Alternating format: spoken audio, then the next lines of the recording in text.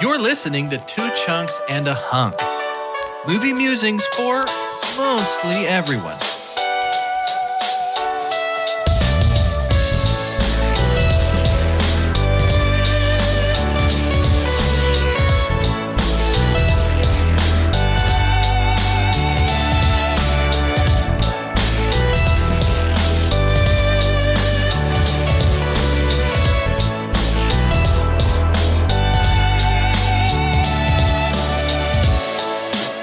And welcome to Choo Choo Chunks. My name is Jordan Wonders, and this week I'm just a Choo Choo Chunk.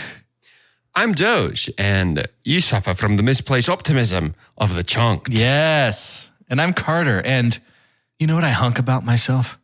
I know what people taste like. I know babies taste the best. Yeah, cool vibe. Actually, right here at the top. Also, every other quote is a soliloquy. Yeah, that's very true. They're so long, which is great. Very true. I have an observation about this movie that I shared with Doge last night because he could not share in it. So I'm excited to share it with you, Carter, because I think you'll know what I'm talking about a little bit more. But I could not share in it. Well, because you're not incredibly familiar with. Oh, I thought the you meant comparison. Yeah. Are you saying I'm not smart enough? Yes, I'm saying smart. Doge is a big old dum-dum. Is what I'm saying. Hey, Carter, why are you the hunk today? Are you not even going to share this thing? No, I'm going to wait till we get into the discussion. Okay. It's just one observation. He's got to save it. He's going to deploy it at like 45 minutes in. This is what happens when Doge gets intellectually threatened. He peacocks. Yeah, peacocks. all that hair just points up. Yeah, it's all just going everywhere like he's touching a static ball. Our friends in Brazil, and I get to say that because I know this for a fact, like we are a highly ranked film review podcast in the country of Brazil. Correct. Might not know if they hadn't listened to X amount of episodes that we live in the Metroplex, the three of us. Of Dallas, Texas, I would claim, America. I don't know if y'all, DFW. can y'all claim Dallas? Yeah. DFW area. And it's really hot. It's hot in most of the world. I think a couple days ago at the recording time of this podcast, there was this thing of like relief for most of the country. And it was like rain falling everywhere. And it was almost like it literally outlined Texas. We have not had a legitimate rain in Dallas for over 50 days. And I kind of gave up on the lawn. I was like, this is not a good investment money-wise because I don't know the next time it's going to rain. It's just gold out here. We've got fields of gold. Mm-hmm. Yeah. But we have kept most of the plants alive. Wow. The outside plants are thriving. We've moved them to shade. I have become hell-bent on fighting this hellish heat. And it feels good to be able to do that for these plants because I feel sorry for them. It is so hot. It is so unbelievably hot. That's At true. my office, they have repaved the biggest parking lot on campus. So it's this fresh black asphalt that's been laid down, which the quickest way to get a lot of places is to walk across that. Yeah, I know. You're going to It feels cook. like the Chronicles of Riddick. It feels like I'm just going to waste away. Just easy bake oven. I have my The winds, keeping things alive. I had my car parked on some black asphalt for like about 2 hours last week for a shoot. And I came back to my car and it was reading me at 117 degrees Fahrenheit. It's so miserable to get in the car after a long day. It's an oven. Yeah. Man, I have those like expandable circle shades that cover your windshield. I need to get me those. It man. is a game changer. Time. Those are cheap, right? I don't know why I haven't done that. It was like $12. And it takes your car from like 110 degrees to like 108 degrees. And it is, I need to bring a jacket. I went 100% De Niro in the car when I get in there when it's so hot. It's so bad. I'm just like... like the whole time. I was like, I can't...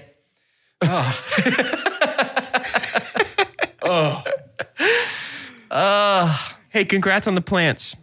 Thanks, man. I have never successfully maintained the life that lives inside a It's plant. way harder than what I thought. Well, whoever was telling me how easy it was, it is hard. But we need rain, please. Please. If you're like a rain guy and you're listening to this, just send us some. I just want the in-between awesome. of Dallas and the world in Snowpiercer. I want the middle. The thing about me is that I think that in order for me to be able to keep something alive, it has to have some sort of will to live on its own as well. So like my cat's very easy to keep alive because it's like cat's gotta try. He wants to be alive. It's like if you fall out of a boat, nobody's going to be able to pull you all the way in. You got to kick your legs a little bit. You got to try to get back in the boat too. You got to have some will there. But plants are just like, you get a plant and then it's just like the plant's trying to die. Do you mind if I die? Some of them are leaning though, man. Some of them are trying to get out there to the sun, bro. Like the ones that are inside that are just like, please God, I need life. A little bit of that. Yeah, fair enough. Anyway, that's the podcast. So next week, welcome to our new show where three old guys talk about the weather. We're beginning our Choo Chwo Chunks series, all about trains, all about the wonder of God's greatest creation. You know what I love about this? What? Is that I don't know. I love our library and it's getting bigger and bigger, but I'm so glad that we don't just do only new movies. And I know a lot of podcasts do that and that's great. Like it's good to be able to have the barometer of like, should I go see this or not? Sure. Do the people that I respect their opinions like it? But it's like, I don't know. There's just a big ocean out there of good stuff. I like to think that our podcast is most for mostly everybody, but for those couch movie people. I think we are a movie podcast for couch movie people more than anything. People that are like, oh man, I've been meaning to watch that for like 10 years. And it just keeps slipping through the cracks. I've been meaning people to that keep a list on their phone of what's up next. They got a queue. Yeah, that's who we're for. But as we begin our Choo Chwo Chunks series, we're going to start with a movie about a train. The middle movie will be a movie about a train. Oh, dang, and then the Inception. third movie of the series is going to be a movie about a train. But to start, we're going to talk about this movie about a train, which is known as Snowpiercer. And Doge, I need a synopsis like yesterday. Yeah. Can I do a little background music for you while you do the synopsis? Yeah, sure. Yeah, that'll turn out cool. Go for it. This week's IMDb synopsis was written by Ann Campbell. Keep going. I'll be fine. Set in 2031. I'm not colorblind. Keep going, Doge. The entire world is frozen. The world is black and white. It's starting to sound like a movie trailer. I thought I'd be able to do the whole thing. Ooh. Set in 2031. The entire world is frozen, except for those aboard the Snowpiercer. For 17 years, the world's survivors are on a train hurtling around the globe, creating their own economy and class system. Led by Chris Evans, a group of lower-class citizens living in squalor at the back of the train are determined to get to the front of the train and spread the wealth around. Each section of the train holds new surprises for the group who have to battle their way through. A revolution is underway. Bong Joon-ho, is he on our Rushmore of like the newness right now for directors? Ooh, he should be. I mean, this movie's 9 years old. I know, but I'm saying like younger, like the ones that I think it's him, Greta Gerwig, Denis Villeneuve. Sure, yeah. I can get on board with that. Yeah. Like names that will be household names eventually, kind of a thing. Yeah. Yeah. No, I can get on board with that. Yes. He has such a unique take on the world that I find that frequently his projects are so fresh. You know what he feels like to me? And it happened specifically in this watch of Snowpiercer. I've seen this movie several times. Yeah, same. Yeah. It feels like George Miller, but with way more to say. Does that make sense? So can I to learn? Can I deliver my observation now? Yeah. So I kind of was on the same track of you, and I think action-wise you're very right. Yeah. This movie feels like not color palette, but if Wes Anderson made a hard R action movie. Yeah. There's no subtext in this movie whatsoever. It is all text. Everybody says exactly what they mean with all the bluntness in the world. At no point do you have to go, what did they mean by that? It's just, here's how it is. Here's what the world is. And I'm going to say it. And that vibe lends this movie this sort of dreamy surrealness, like a Wes Anderson movie, in a way that really, really works. That's an action movie. Doesn't hurt to have Tilda Swinton, right? She's probably For sure. Right. the bridger of worlds. For sure.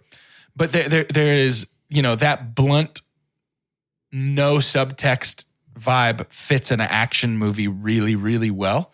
Yeah. And lets us not get bogged down in like, oh, what's the dynamic here? Like, what is actually going? We don't have to wonder if what's the conductor's name? Wilford. We don't have to wonder if Wilford is telling us the truth about Gilliam. He definitely is. He is. Like, Yeah. We don't have to be like, was that a lie? He gives exactly the right information for us to go, oh, okay. Yeah. Gilliam was working with him. And I love that. This movie just spells itself out in such a cool way. I wonder how much of that is because it is sort of a copy of a copy. Like it's passed through several different like cultural lenses to arrive on our screens, starring Chris Evans. French originally, yeah. French graphic novel. Yeah. Adapted screenplay by a South Korean filmmaker. And so it's just this mishmash of like different experiences. And I wonder if that is somehow stripping it of subtext. Like I would be interested to read, number one, to learn French so that I can read the graphic novel in French. Sure. And then to see if there's awesome. subtext there. Yeah, and this does feel like such a clear, it's not necessarily a stepping stool because I can't say enough about Bong Joon-ho because I haven't seen his entire library. Sure.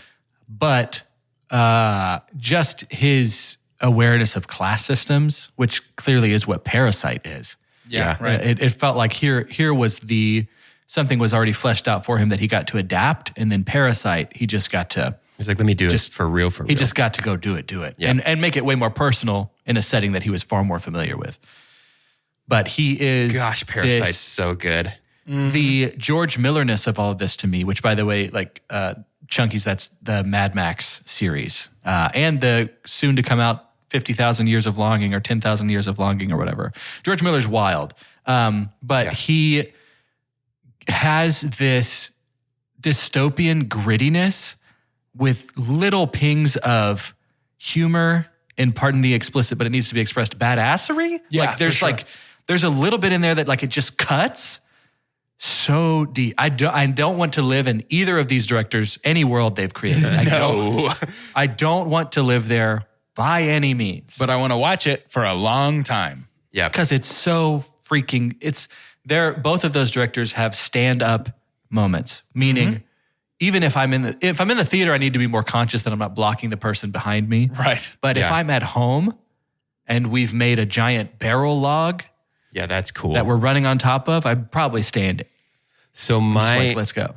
It's those kind of directorial decisions that are going to be my super pump, and like kind of the, I guess, directing kind of vibe, because it's very like almost like 70s grindhouse kind of vibe with like the quick whip zoom in on the blade of an axe, or like the super hyper stylized sound effects when we're pulling out our minute long pikes. staring session as we're all staring at our fishermen in the next cart up. Exactly, across and they're from like, each other. and they're dipping the blades of their weapons in the fish blood. It's just the wildest, and I'm not sure how much of that is. I mean, the content is probably present in the graphic novel, but like the decision to frame the content and show it in this kind of like very Sin City. Yeah, it's like so like effectively plain. Like there is very little flourish. And it's so stark and it's wonderful. So my super pump is also, I'm just going to call it Bong Joon-ho is my super pump. I mean, like it's his him. Yeah. his eye, his taste is so all over this in such a cool way. I'm going to distill it down to specifically driving through the long tunnel. Yes. Oh, that's everybody so has cool. night vision, and then we have our tattooed friend sprint from the back with the torch. That's so Helm's Deep, bro. Yeah. Dude, that is the most fire. like Maybe Shoot it. the coolest thing anybody's ever done in a movie is take a man hostage and show him a predetermined tattoo that you just have for these instances. Yeah. Where his options are surrender or die. That is so cool. The coolest thing. It is so stupid. It's so stupid. Yeah. And if this was like Fast and Furious and somebody had a surrender or die tattoo, we'd be making fun of how douchey they were. But in this movie where we watch him use it, where my thought is like, yeah, that guy probably tells people to surrender or die a lot. Yeah. He gets a lot of mileage out of that tattoo. Yeah, that's a good tattoo. Yeah, he chose right.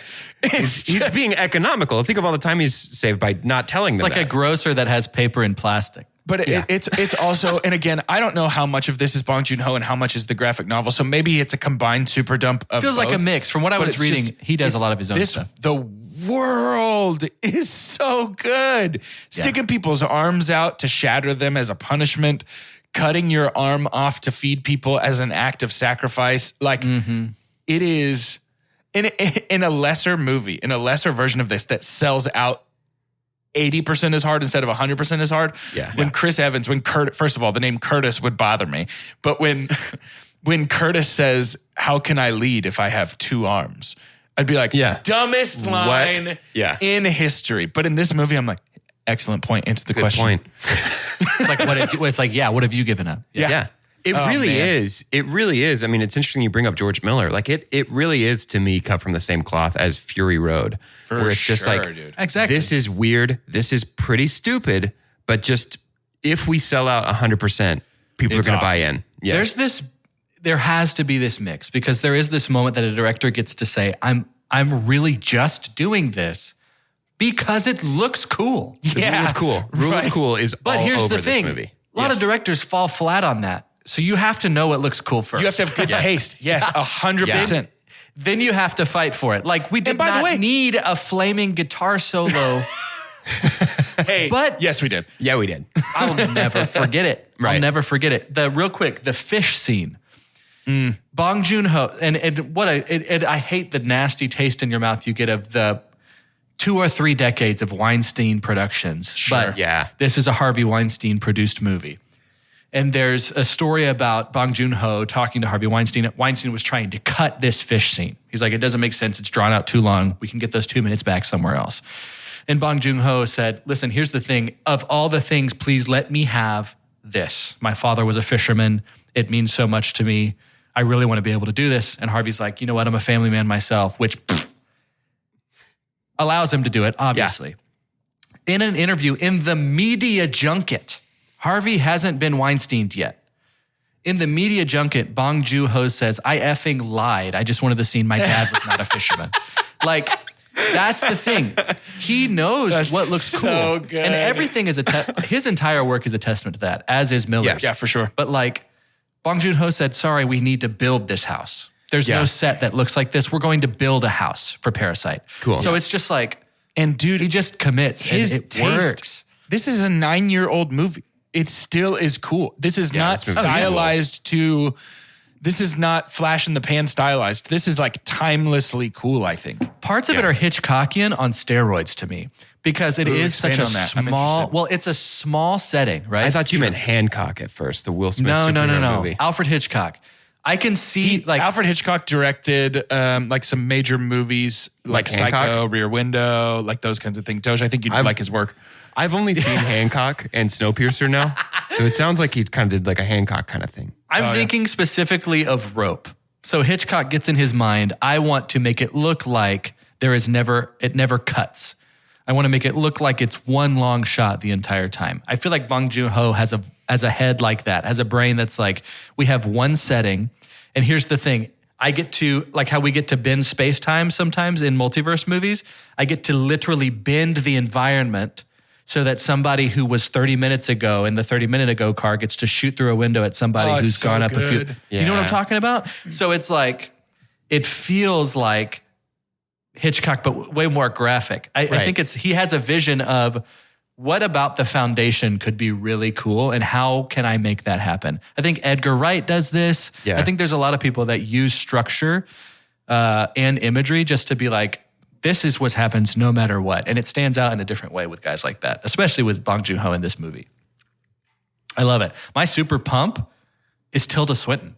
I think Interesting. Yeah. I think because this movie is such a fun balance, and it's interesting for me to read critic and audience reviews, because I did get surprised at Snowpiercer's review, specifically on IMDb, because I think it's a great movie.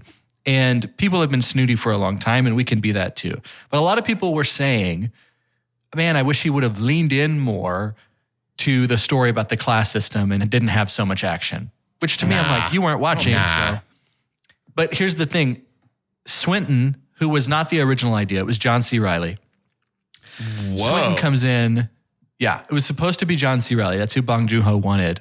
But, and that character was supposed to be very like kind, and we're supposed to be able to relate to them to some way. They're in a position that they don't necessarily want to be. But in comes Tilda Swinton to deliver these lines. If she doesn't have "you're a shoe," act like a shoe, like her moments and her long, it feels like she has the most lines in this movie. Yeah. Feel very much to me the most important to get the point across to make the environment far more dangerous.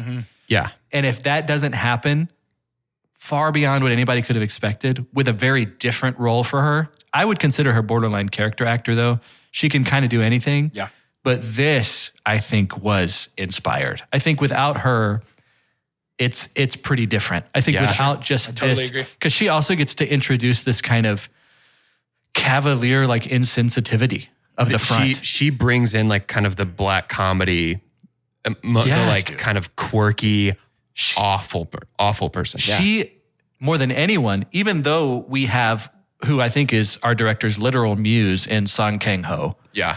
It had to be Tilda. She feels like an extension of what this movie was supposed to be. And if she doesn't deliver, I don't think it falls as well. Does he bring her back? She's in Okja, right? Like he brings her back in. Okay, she's in Okja. Yeah. Yeah. I mean, clearly he found something that he likes there, which, I mean, Tilda Swinton is an unbelievable actor. So who's surprised? But yeah, Carter, I think you're right. I think her biggest strength here, story-wise, is introducing, I like what you said, a cavalier insensitivity of just like, well, who cares what happens to you? Right. But it's like, you've done it so long. Front. This is how it is. Yeah. And then that, though, but what she gets to do, it's this wonderful, like, juxtaposing thing, because she is so over the top and you'll never really meet a person like her. Right. But she gets to put into words how ridiculous something is that people living in our class system get to look and say, yeah, but this is kind of how it is. That's the Wes Anderson-ness of it that I'm talking about, where she can just come out and say these things and it's not like nobody's reacting to it, but nobody's reacting like, but that's the craziest thing I've ever heard. It's just like, and this is life aboard the Snowpiercer. Like, and that's just how it is. I think of like the teacher as well in like the children train car of everything is just like, we're going to continue on. Like it's so, there's no subtext and I love it. I think it's so brilliant and such an interesting way to tell this particular story. I think that watching her bite into the cockroach protein bar is up there with Denethor eating tomatoes. Yuck. Yeah, that's a big yuck. Not as gross. We don't get much noises. I think tomatoes I don't mind worse. watching it. I fully disagree that we get that we don't get noise. There's like a squeeze. We get There's noise. Like a little squeeze. The cockroach bar doesn't break containment in the same way that the tomatoes do. Because I'm the not tomatoes saying that it's squish and squirt, and the cockroach only squirt. I'm just saying. Did you know Tilda actually liked the taste of those? What did they make them with? I mean, did they make them with? It was like seaweed and gelatin, right? She was down. She was like, it's not that bad. Yeah, that tracks. That tracks. I would believe it. If you told me there was one person on this planet whose diet is entirely seaweed and gelatin, I'd be like, is it Tilda Swinton? Is it Tilda Swinton? Just a quick guess, though. Is it Just Tilda? a quick guess. Any chance that it's Tilda? Could be. You know who we don't get much of in cinema? Jamie Bell. Yeah. And I like him. He's great in this. I think he's good. I think Fant Forstick ruined his career. I think it tanked him. Yeah. Yeah, it's a bummer. I mean, it tanked all those guys except for, it tanked fully half of the Fantastic Four. Sure. Right? Because Miles Teller's still doing stuff. Michael B. Jordan has been rehabilitated by the Marvel Cinematic Universe and by Creed. By Creed. Well, here's hoping for a Fant Forstick turnaround, because I really genuinely think that he's a real talent, and I would love more of him. Did you guys ever see Jumper? No. That would be a fun movie to do, like if we ever do like an off the beaten path sci-fi series, because that movie is like a 5 out of 10, but the idea is like a 9 out of 10. Can I give us a quick idea here live on the podcast? Yeah, I'd love it. For a series? Yeah. Let's do a bunch of these like teen fiction series that don't have like Divergent. Like Maze Yeah. Runner. Let's find 3 different ones that have a trilogy. Oh, Percy. And Jackson, right? do like the first of one, the second of another, and the third of another, but we get to write how they're all connected. Cool. Don't people like love Percy Jackson? Isn't that like a deeply beloved Percy Jackson, Divergent. We need one more. Maze Runner? We'll figure it out. And Maze Runner. Yeah. We'll do the first and second and then the third, but then talk about as if they're all connected. Anyways, go ahead. Cool. Sort of seems like it was grown from the manure of another idea that I've been pushing for about 3.5 years. Mission Impossible. What? What did you say? Mission Impossible? No. We both said that, yeah. Oh, did you really? No, I was thinking more along the lines of Redacted. but Yeah.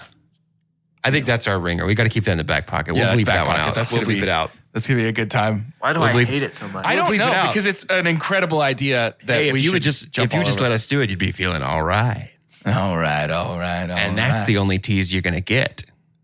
You know, somebody once told me the world is going to roll me. Now listen, I ain't the sharpest tool in the shed.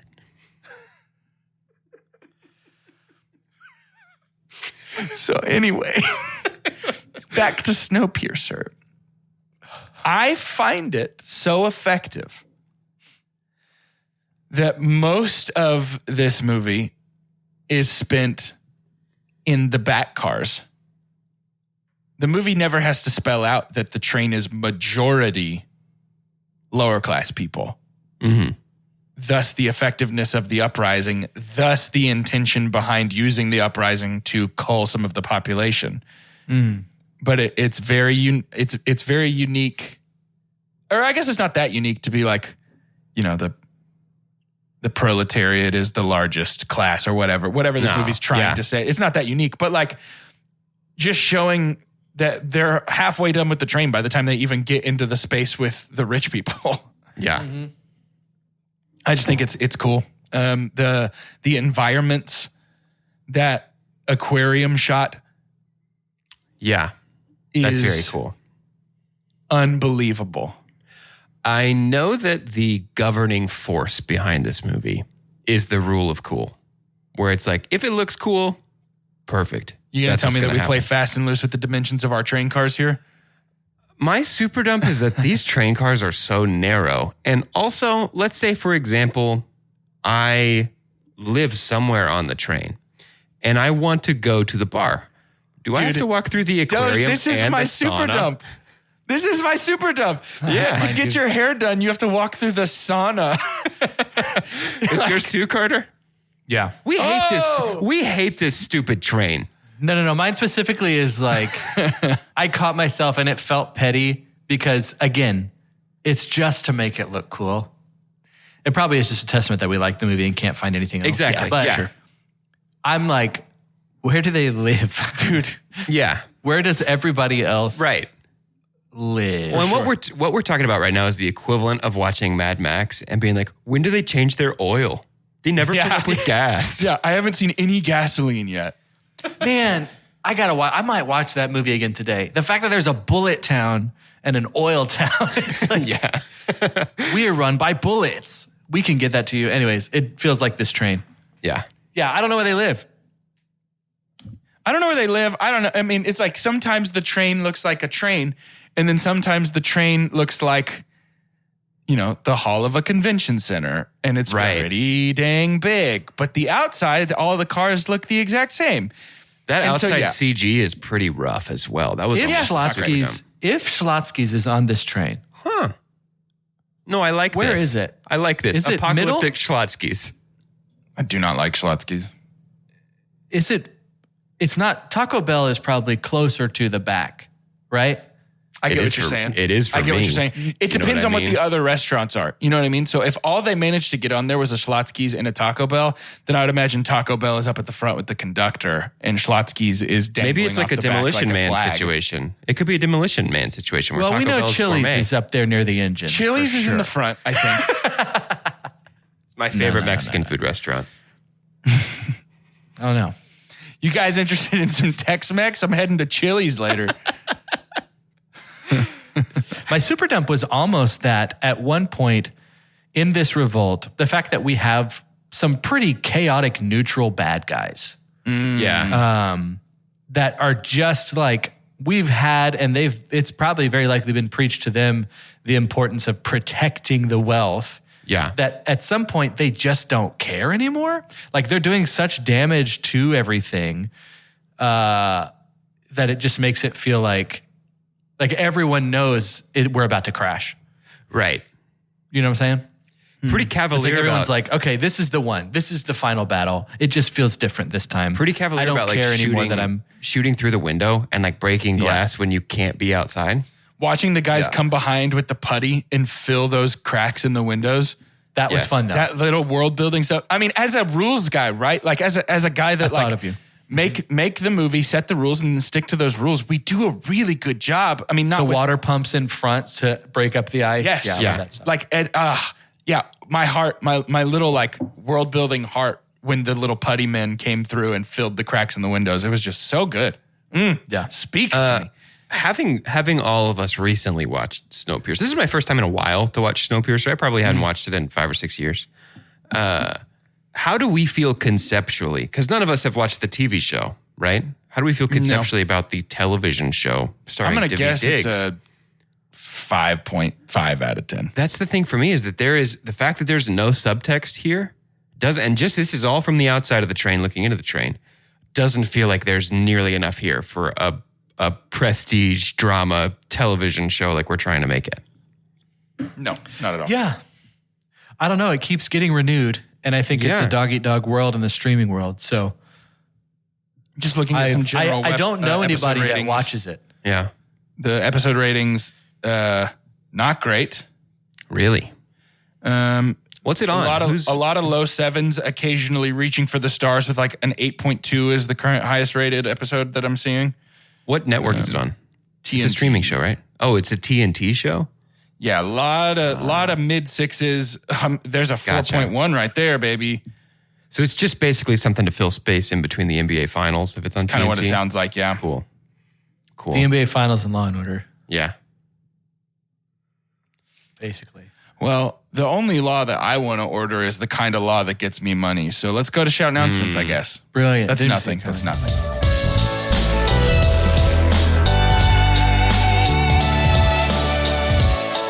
It's shout announcements. It's the part of the show where we give shout outs and make announcements. Shout out to us for doing a great job on this podcast Yeah. episode. I think it's been good so really far. knocking it out, really crushing it.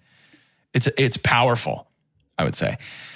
I do want to make sure everyone knows that we have a Patreon. And on said Patreon, if you're like, oh, Top Gun Maverick, where's Top Gun Maverick? It's there. That's where it is. It's there It's now. on Patreon. For $3 a month, you get access to bonus episodes. And I would say maybe most importantly, bonus votes in every vote series that we do. Yeah. And those bonus votes have changed the course of every single vote series we have had. They really have. So Yeah. if you want your voice heard, make sure you sign up for that. At the $5 tier, you get to jump into our Discord, which is near constantly popping off. Yeah. Lots of great discussion, lots of great debate. There's even a sports channel for fellas and ladies that are inclined towards those activities. It's really become a cool community, and I think you'd really enjoy being a part of it.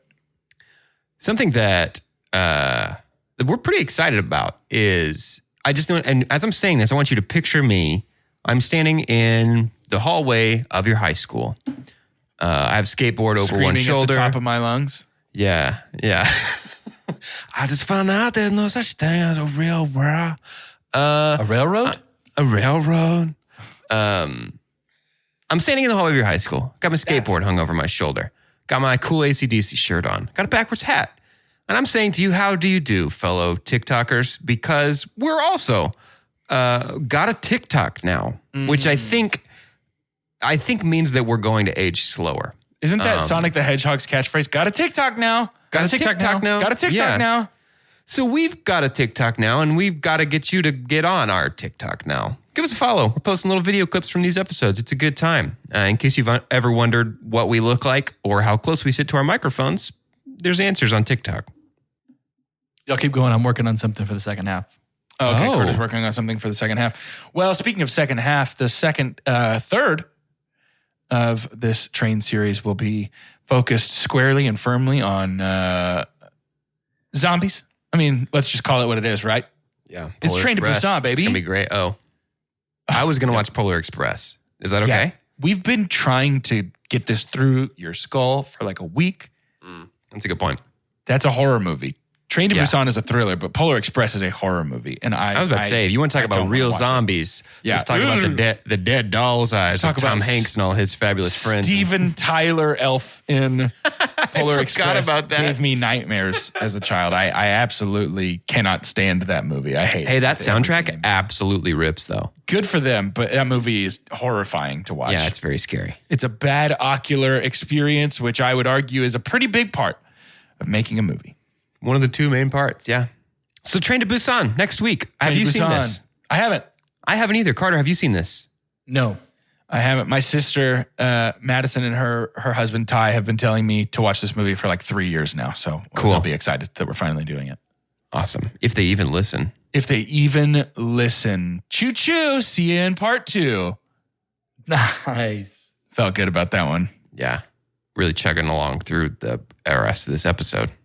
You could save big when you bundle your home and auto with Progressive, but when we just come out and say it, it feels like it falls a bit flat. So we're going to use humor. But we don't want to insult your intelligence, so nothing too goofy. And we need to avoid any polarizing topics. Oh, and it has to be about how you can save big when you bundle your home and auto with Progressive. You know what? Maybe humor is a bad idea. Yeah, it's never going to work. Progressive Casualty Insurance Company and Affiliates. Discount not available in all states or situations. Welcome back. Can we play a game? Yeah. Yeah, I'd love to. Please. I have a game for us that we could very likely be playing for this entire series, and it's called Choo. CHOOO. I want to use some trivia that is adjacent to our movie today, Snowpiercer, and play a game very akin to the one that we may have all played on the playground called Pig or Horse. Oh. If you remember in that game, someone shoots a shot, and if they make it, the next person has to make that shot. And then if they miss, they get tagged with a letter. And then once that word is spelled, they lose. So we're going to play Choo, which we got 4 shots here. So what we're going to do is I'm going to give you some trivia that has numerical answers. Whoever is closest to that number makes the shot and the other person misses and they're tagged with a letter. Make sense? Cool. Let's play Choo. Yes. Tilda Swinton, who is my super pump in this movie, has 92 credits to her name in Hollywood. What credit was Snowpiercer in her career? 92 in her entire career. What credit was Snowpiercer? 78. I'm going to go with 70. This was Tilda's 61st credit. Ooh. What an active individual active individual, meaning that Doge was 17 off, Jordan was 9 off. So Doge tagged with a C. You now have K, walking around with K. Yeah. Our next bit of trivia here, Jamie Bell, who we talked about a little bit easier, that his earlier, that maybe his career might be done. I don't know. Yeah. We'll see. He had a hot minute. They gave him a shot, and then they said, nope. We already know that he can't be the MCU. Well, we think he can't be the MCU character he was before. These big franchises have the chance to come sweep up and give people another chance, but maybe not here. How old was he when this movie was released in 2013? How old was he? That's a hard question because I don't know him, you know? Jordan, do you mind answering first this time? Yeah, I'm happy to do it. It's 30. 24. He was 26 years of age. Nice. Jordan was 4 years off. Doge was 2 years off, tagging J1 with his first letter with a C. Very, very good. We've been carbon Wilford. copied. We finally meet Wilford. We finally meet Wilford at the very last car, and what a wonderful payoff. Bong Joon-ho was having the hardest time casting this character. Somebody else within his crew said, have you considered Ed Harris? Ed Harris goes for the role, very quickly was given the role, and I do think we couldn't have done much better because I love Ed Harris, and so does the Academy. How many Oscar nominations has Ed Harris had in his career? Doge, you're first on this one, my friend. 6. I am going to say 11. He has had 4. 4 Oscar nominations. Handful of Emmys, too, for things especially like his role in Westworld, which feels closer to his role here in Snowpiercer than maybe anything else that he's done. Doge was closer there. Jordan now has a CH. I'm realizing that 11 would make him like one of the most nominated people. You said it and you couldn't really get it back. Yeah. It came out of my mouth. Like, it's got to be like maybe like 20 or so. I was like, whoa. Yeah, it came out of my mouth as a good guess. And then as I sat on it, I was like, that's a ridiculous guess. His antithesis, which maybe we find out at the end, they were a little bit more similar than we thought, working together here, was John Hurt as Gilliam. Uh-huh. In how many Harry Potter films is he featured as Ollivander? How many is he cast credit in of the Harry Potter films? So of the 8 films, how many are John Hurt in? Who goes first? Me? You won that round. Is it winner it's first Jordan or is it first? just We're just bouncing back and forth. We're It's Jordan alternating. first this time. I'm going to say 3. Also 3 for me. Can he do that? If we both get it right, then neither of us get a letter. If we both get it wrong, If you both get it letter. right, it's a wash. Well, Wait, but it's that a wash doesn't make sense. regardless. It's a wash because you would regardless. both miss. Yeah, that's true. I thought the benefit of going first was you get to stake your claim on a number. Okay. 4. I bet yours is is right 3. now. Oh, It damn. is. I know. I know. It's 3. So it's like, if we both know the answer, that sucks because I know the answer to the question, but I can't. You I'm not both allowed to get have- it right. Looks like you should have gone first then. You both have CH, and you I might not asked both. to please go first. Can I pretty please go first because I know that I'm right, and otherwise, if I'm not, I'm going to lose. Yeah, I remember you saying all that. Bong Joon-ho's muse, Song Kang-ho, which is maybe my favorite character in Parasite. Yeah. Oh, yeah. These two have worked together before. How many movies, Bong Joon-ho movies, has Song Kang-ho been in? Doge, go first. 3. Let me tell you what they are. I'll tell you exactly what they are. Yeah, tell us. The host, Parasite, Snowpiercer. You're missing one. It's 4. Jordan is right. It is 4. What's the 4th? I can't remember the name of it, but it's an even earlier that one seems than convenient. The Host. It's like a Yeah, that seems 2003 convenient. movie. Sure. Well, I Doge has said a it with lot of Cho. confidence. Doge has a Cho. Jordan has a Cho. Always You like said the game that so about far? him. I do. Wonderful. Because better when I was I'm winning. winning. Yeah, I liked it In better. the graphic novel, in the French novel, how many cars did the train have? Ooh. Huh. What is like the most important number in France? Do I go first this time? Yeah, Yes. leap out there, Mr. Confident. Okay. Yes. I kind of know this answer, but not exactly. So I'm going with 1,000. 999. Doge, you went the wrong way. 1001. Oh, you're kidding me. 1001. You, sir, have Choo, sir. And Jordan wins That's so funny. the first ever game of Choo. There was 1001 cars, which is so fun.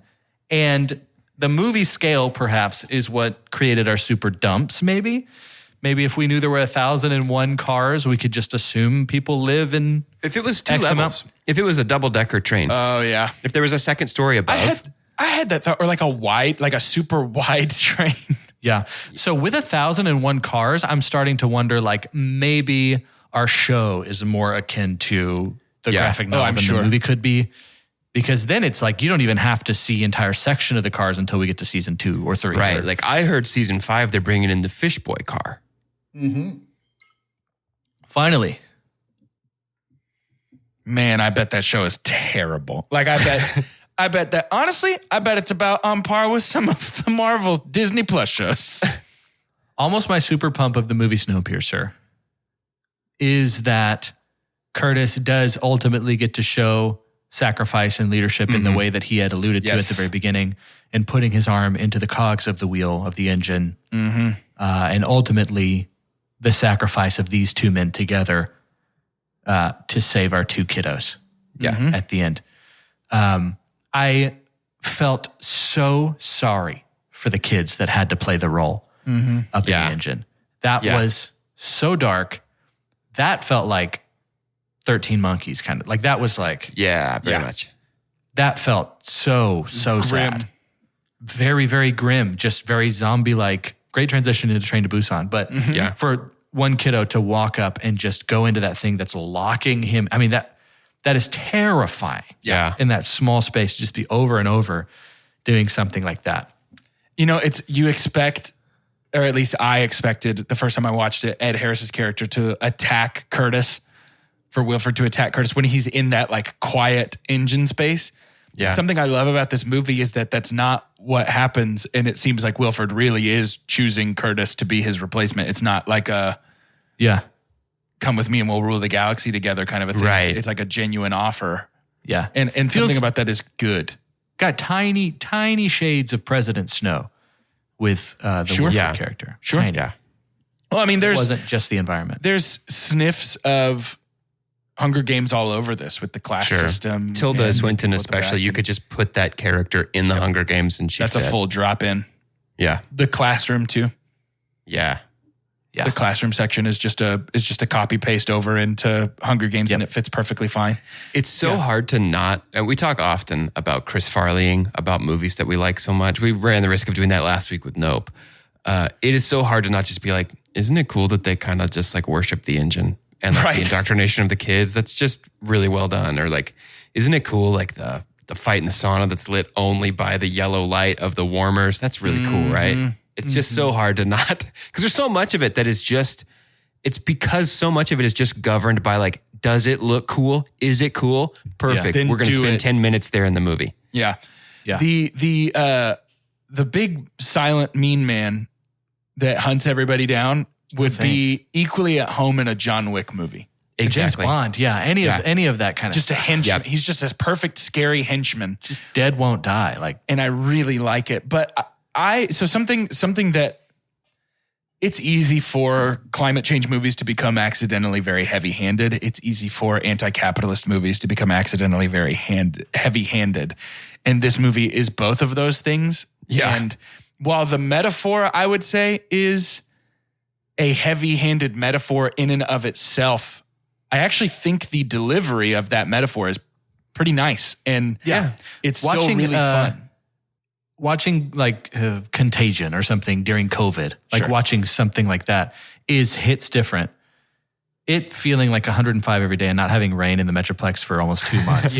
And watching a movie about global warming was like, it's like, I don't enjoy it. Maybe I don't enjoy it as much and maybe I do appreciate it more. I think those don't have to be the same. One and the same, but like watching every time you pass. First of all, I love that the train takes a year. So every time they pass this bridge, it's like another year has passed. That is so sick. Yeah. But that he, what's his character's name again? I'm so sorry. I keep forgetting. Wilford? Curtis? No, Song Kang Ho. Nam? Yeah. Is that the nickname that they give him? Nam. So as he passes that plane every year, paying attention to how much of it is exposed, such a good moment of like, it's melting. And then we get the polar bear at the end.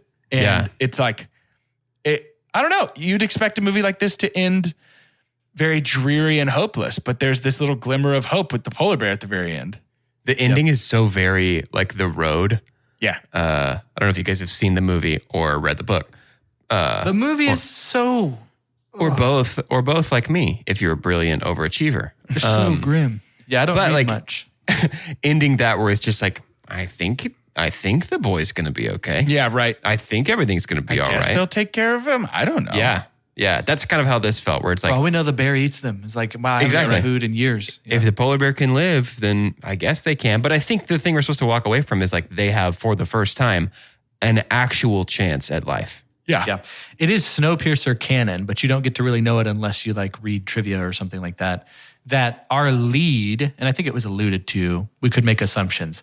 Our leader of the seven, the thing that they walk by and basically persecute as like, this is why we don't, like the way that they view martyrs. This is why we don't revolt against the machine because you'll just die if you go out there, is supposedly like the mother of it's our survivor. Nom's wife. Yeah. Or partner. Yeah. And it would make sense because Kiddo wouldn't know because from the way that things line up, she would have been 2 years old when the revolt happened because it was in year 2 or 3, and she's like she said she's 17 or something. Yeah. So our big scary henchmen, I don't know if you knew this, the two of them, they're both named Franco. Franco the Elder and Franco the Younger are their two character names. And I adore that. I think that's so much fun. Sure. To have him block the dagger from Gray with his hammer is kind of like wink, wink. There's going to be a big fight later and one of us will have the upper hand. Yeah. I thought that was fun. Yeah, it really is like, as an action movie, it's really well done. As a commentary, a social commentary, it's pretty well done. As a warning shot for climate change, it's going to fall on deaf ears, but it's really well done. Like it's a fun movie that also has a lot to say. And in that but realm, it's not interested in that in Fury Road area. It has a lot to say, but it's not interested in trying to, because a lot of times with these movies, like a message movie or something that would have something to say, it's preachy, and they also try to hide it like you're giving medicine to a dog. Right. Where it's like, I'm going to wrap this thing that he hates in cheese or a hot dog wiener that he absolutely loves. And it's going to go down, and he's going to, before he even notices it, he's going to have medicine inside him. Mm-hmm. And I feel like Snowpiercer is just There's no subtext. There's no subtext. Exactly what you're talking about. Like it is, it yam what it yam, in the words of Popeye. Well, it's time to rate this movie. And we're going to do that using the scientific cinema scale, which is perfect. And as follows. The best thing we could ever say about a movie is own it, don't lend it. Buy that poster. The next best thing is buy it. That's followed by rent it and then stream it. After that is forget it. And last, but certainly least, the worst thing we could ever say about a movie. God hath forsaken us. I'll go first. I buy it. Snowpiercer tells a clear and concise story that has a chocolatey nougat filling. Having our train bend and shooting from one car to the other, because we can see each other across this bend. And then also having all of these themes of like, this is in the future, but it also feels very primitive. Mm-hmm. We are worshiping an engine like we would fire back when there was really nothing else, right? Like all of this stuff that gets to kind of live in the same world and just be really nice and short, have a clear beginning and clear end. I am such a sucker for that. That is really easy. Mm-hmm. It's almost like our mission in Top Gun Maverick. It's like they told us exactly what's coming. Yep. We knew what was going to come. There's enough twists that it's rewatchable and it surprises us. Buy it. Yep. Yeah, I'm also buying Snowpiercer. It's the perfect mix of fun and intense and actual quality movie. And it's an easy rewatch. I had no hesitation about hitting play on this one. I think it's a fantastic movie and a lot of fun. I really enjoy it. Yeah. I'm going to buy Snowpiercer as well. Look at us. Snowpiercer is the perfect show it to someone who's never seen it movie. Good call. I watched this with Jess. Jess had never seen this movie, and that is ultimately the least surprising thing about my wife, because nothing could be farther from her flavor in 2014 or whenever this came out, 2013, than Snowpiercer. So of course she hadn't seen it. It was a blast to watch this with her for the first time. And I think any friend that I have that's like, I haven't seen Snowpiercer, it's such an easy, like, hey, why don't you come over and let's watch this? Because it is like you said, Carter, so clear and concise. And there's no like, well, if you read the prequel comic, or like, well, in Snowpiercer 4, they really bring it full. It's just like, this is Snowpiercer. Here's what it is. It's so plain and it's incredible. Yep. We talked a lot about this compared to Fury Road. It's so Train. train. We talked a lot about this compared to Fury Road, and Fury Road, I think, is a buy the poster for all of us. For Likely, I don't want to give a sure, spoiler. Yeah. We've never reviewed my that for goodness. the podcast. We have to. Here's what the I think literal that- difference is. That might be the first movie that the three of us, just the three of us, saw together. Yeah, I think it is. Yeah, you remember probably. Mother's Milk, I'll never forget that. So I think the difference between a buy it and a buy the poster with these two similar vibe movies is literally, it's $110 million. Yeah, the budget, totally. Like George Miller had $110 million more than Bong Joon-ho did in this movie to be able to have things that look cool. And by George, he wrung every cent out of that $150 million. Absolutely. Movie.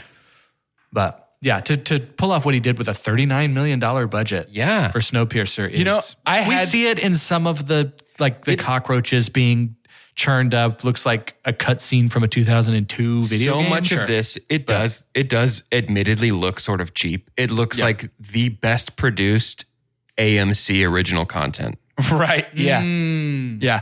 No, I think there's something to be said for like, sometimes I will find myself wishing that a director had come to their first idea second instead of first. Like, I'd love to see you can make him- Parasite on $39 million. Right. Yeah. I'd love to see him take a swing at Snowpiercer with the clout and budget that he could get a hold of now. But I mean, it is what it is. And the way that I hate that phrase. I don't know why I said it. The way it shook out is still fine. Like Snowpiercer is a good movie. It just didn't have the budget that we now know it deserved. You know? Yeah. Yeah. And he wasn't Bong Joon-ho yet. Right. He was not best Parasite picture cost winner. $11 million. Wow. Wow. That's crazy. Way to go, dude. He's so good. Yeah. If you're a production company, he's a gift. Yes. Yes, of course. Yeah, absolutely. He'll Ridley Scott that stuff, bro. Just give him a camcorder. Like he'll make it I'll happen. make it happen. I love it. Yeah, I'm excited to see what comes next for this guy. I mean, does he have anything on the docket? Like if you click him on IMDb, does he have anything? Yeah, let me going look on? for us. Yeah, I heard he's doing a bunch of Marvel stuff soon. Not really. That's not true. Just trying to bum the cast of you out, whatever Jordan. this one is crazy. Mickey Seven, Robert Pattinson, Toni Collette, Stephen Yeun, Mark Ruffalo. Oh, I remember reading about that. Oh yeah, he's got an animated project and then The Host 2, which I haven't seen. That's in development. I haven't seen The Host. I haven't either. Me neither. Is that the other one that he has his guy in? Yeah. No, that's the one that Doge mentioned. No, the other. Oh. Song Kang Ho he's is the in The lead in Host, that one. though. Yeah, he is in The Host. Yeah, he's the lead. Yeah. The other one that he has his homie in, I believe, is Memories of Murder. Yes. Cool. Which is like his, before Parasite, Memories of Murder was the movie that everybody was like, that is the Bong Joon-ho movie. Yeah. Wow. Nobody ever says Okja, huh? No, I don't think so. I don't know that was particularly well received. It's a Netflix origi, too, so. He used Paul Laser in Host 2. Oh, did he really? Of Smithsonian bug research fame Oh, cool. in The Silence of the Lambs. Fun.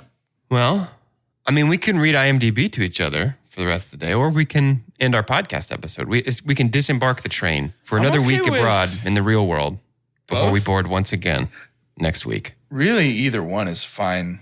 The part, though, we never did mention the part when Kamala's actually the one who ends up saving Yeah, that is a good at point. the back of the train. That is a good point. Full circle there. That was crazy. Yeah. Yeah. about that. Chris To Evans end is today's actually her grandma. episode, I'd like for each of us to say our name and say which Marvel character we would put in Snowpiercer to make it better. Bro. For Two Chunks and a Hunk, I know what you're going to say.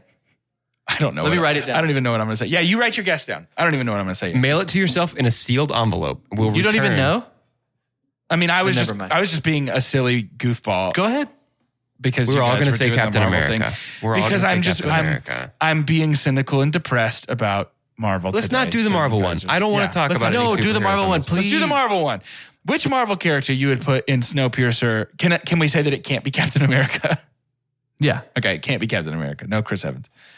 Which Marvel character we would put in Snowpiercer to make things just a little more interesting. This is so uninteresting. No, it's interesting. Go for it. Go ahead. For 2 chunks and a hunk, my name is Jordan, and I would put Korg because he's so silly. I'm Doge. Doge hates this. I'm Doge. Magneto, pick up the train, shake it around. Yeah. Shake everybody up inside. I got mine that I thought about an hour ago. And I thought you thought of it, so that's why you were doing this. I was going to ask you to do Marvel characters. Oh. I'm Carter. Is it Tobey Maguire Spider-Man? He'll stop the train at the front. I'm Carter. And imagine back in our back train, there's this big hulking guy. And he keeps asking Curtis, is it time? He's like, no, not yet. Is it time? No, not yet. They haven't been using all of these barrels to fashion a giant ram. They've been using it to fashion a helmet. And the big guy puts it on and he says, I'm the Juggernaut, expletive, and runs from the back car All the way to the front. Just blasting through everything. Really short movie, but really cool movie. It's the Quibi original adaptation. Yes, we're going to bring Quibi back. Single-handedly, we'll bring Quibi back. You know, they say a Quibi's worth about 110 words.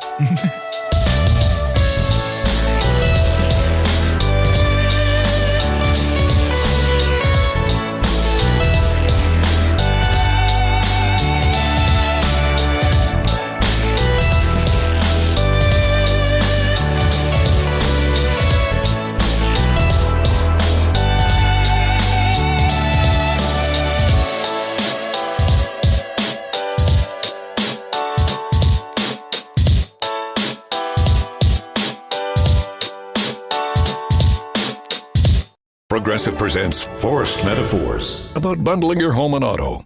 When you bundle your home and auto with Progressive, you get great savings and round-the-clock protection, which is as beautiful as looking your firstborn child in the eyes for the first time. Well, that's a bit much. Maybe it's more like looking your second-born child in the eyes for like the third or fourth time. Point being, the savings and round-the-clock protection are really, really magical. Forced Metaphors, presented by Progressive. Bundle and protect today. Progressive Casualty Insurance Company and affiliates. Discount not available in all states or situations.